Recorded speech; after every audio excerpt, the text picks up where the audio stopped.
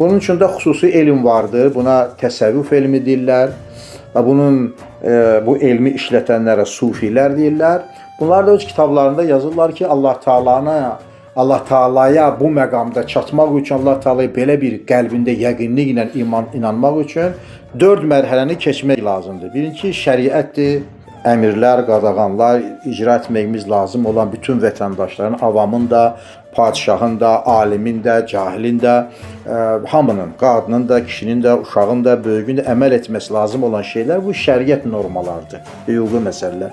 İkincisi təriqətdir ki, bir yolda süluk eləyəsən gərək, o yolda ustazla bir yerdə yol gedəsən gərək. Necə ki, ali məktəblərdə elmi işin rəhbəri olur. Həmin elmi işin rəhbəri ona təlim eləyir tələbəyə ki, o elmi işin hansı şəkildə yazmaq olar.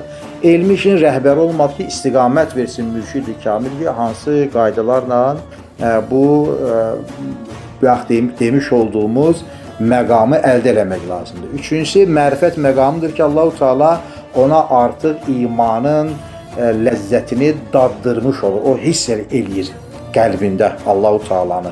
Və axırda həqiqət məqamıdır ki, həqiqət məqamında o bəndə demiş olduğumuz imanı və inanmış olduğu şeyləri gözü ilə görmüş olur. Necə ki, İmam Ğəzzalinin İhya Ulumuddin kitabında Peyğəmbərimiz Əleyhissalatu vesselam bir hədis var və hədisdə buyurulur ki, əgər şeytan sizin damarlarınızda qan kimi dövran eləməsəydi, siz mələklərlə müsahifə eləyər, yəni görüşərdiniz və mələkləri səmada, ərşdə seyr edərdiniz. Bizim onları görməməyimiz odur ki, biz dünyaya gələndən sonra əlimizə gələni yeyirik, ağzımıza gələni deyirik və öz paklığımızı, yəni dünyaya gələnə qədər səmada, aləmi, lahudda, aləmi, cəbərutda, aləmi, mələkutda olan paklığımızı dünyada biz itiririk və görməyəcək hala gəlirik. Amma mən görmürəmsə bu deməkdir ki, heç kim görmür, ya peyğəmbərlər və evliyalar bunu görürdülər.